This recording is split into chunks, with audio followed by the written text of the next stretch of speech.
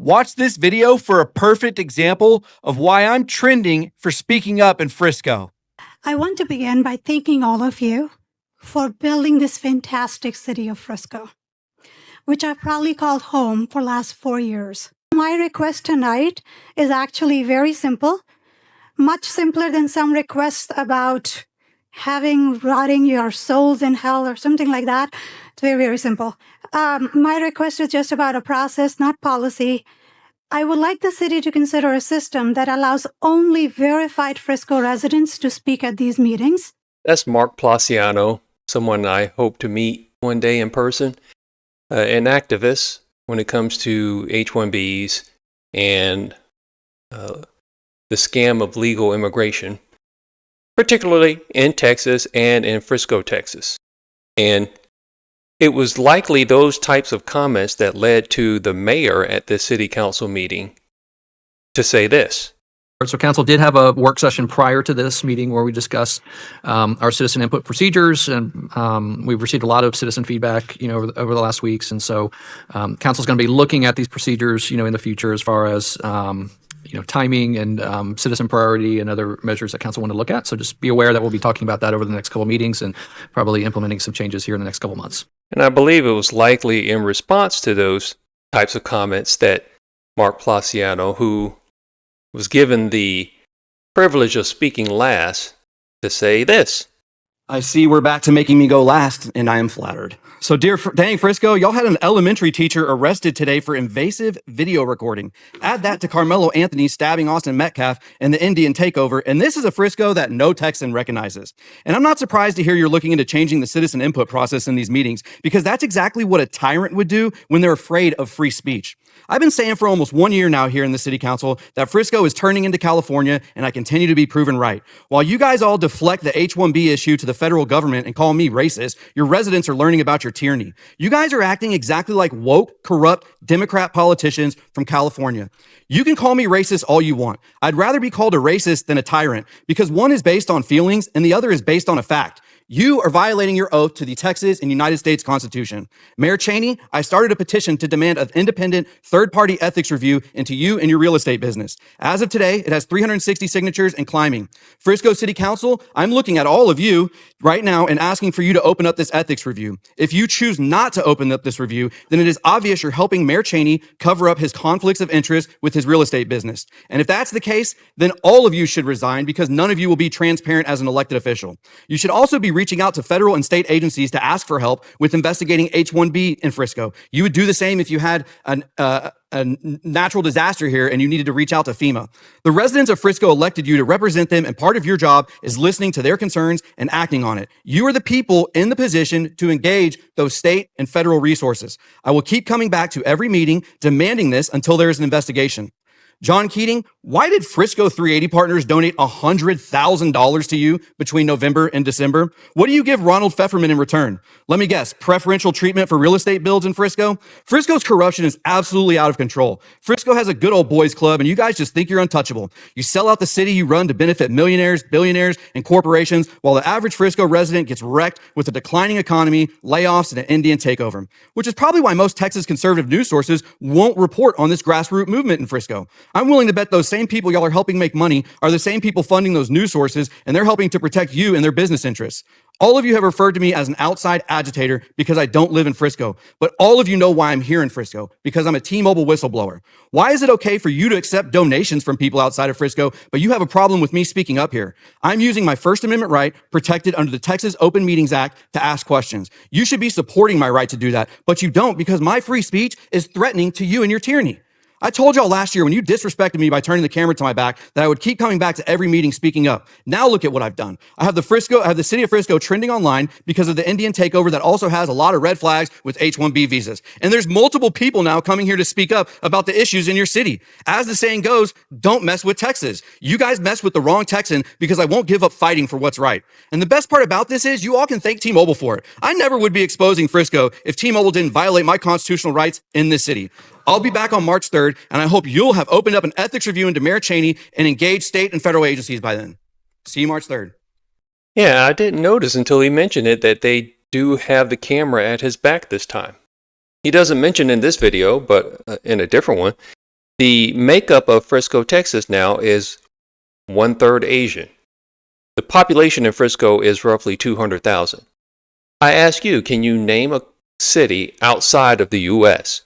that has a population of at least 200,000 people, and 1 out of 3 of those people is from the United States? I'm betting you can't, because I can't think of a city like that. And the reason is, Americans don't typically give up their citizenship unless they're running from the law. But these other folks, they come here and change the whole game. I need to go to full screen. They come here and change the whole game, and that's a problem. I believe I didn't know this until Mark Placiano mentioned this. The CEO now of T-Mobile is Asian Indian. What do you think his position is going to be on the whole H-1B visa situation? Running a tech company like himself, like T-Mobile. My guess is his position is going to be very much like that of Vivek Ramaswamy's, like Sundar Pichai's, like the guy who heads up Microsoft, like the guy who heads up IBM. They're all Asian Indian. The guy who heads up FedEx, they're probably all going to be rather light on the situation. That's why we have to pressure government to change the rules or at least enforce them as they were intended. H-1Bs are not supposed to be replacing people. They're supposed to be supplementing the population that's already here. But when you work at a place like I have and you see 6, 7, 8 out of 10 people, all of one stripe, you got to think, hey, this is not organic. And to have a place where I lived for 12 years, Frisco, Texas, now be where the student population in the schools are 1/3 Asian. The population in the city as a whole, as he's pointing out, is 1/3 Asian. The city council person, they have a city council person who's an Asian Indian woman. You think she doesn't have aspirations to one day be mayor? And then if she is, what is she going to do? What is her policy going to be on legal immigration? What's her policy going to be on illegal immigration? As I told you, in Texas, especially North Texas, if we're not being replaced by legal, although here under many false pretenses in my estimation, legal Asian Indian immigrants, we're being replaced by illegal Mexican immigrants. And it's becoming a big problem. It's something that ought to be talked about, and it's something they should care about because the people care about it. They have no qualms about these folks coming to the nation, especially illegals, and then giving them social security numbers, giving them driver's license numbers, in some cases, commercial driver's licenses. They have no qualms about giving them all of that ID, but we can't get them collectively to say, yeah, you need an ID in order to vote. This is the biggest problem. I'm glad I'm glad I remembered to say this. The other reason why it's a huge, huge problem is because the way the census is set up, the census counters count bodies. They don't just count citizens. And so when you have a bunch of bodies that are here under false pretenses of legal immigration or just the flat out illegal nature of people just coming across the border, that can affect representation numbers. Obviously, the census determines how many districts we have within a particular state, how many electoral votes we can have in each state. And they want more and more illegals to come to a state like Texas so that they can change the numbers to their favor. They say that illegals aren't voting, but when you don't make it mandatory that they have to have ID in order to vote, who's to say whether they're doing it or not? And if there's nothing to hide, why are you afraid of audits?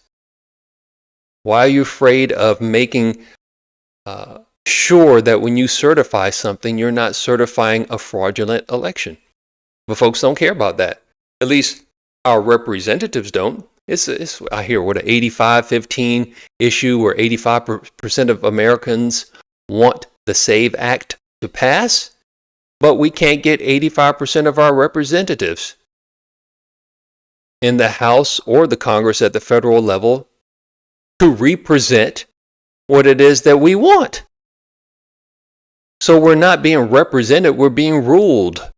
I don't know about you, but I don't like that. So it's one of those things that makes me want to vote against every incumbent I can think of. And it just happens to be election season here in Texas, where we're picking candidates in the primaries. So if you're an incumbent, I'm likely not voting for you.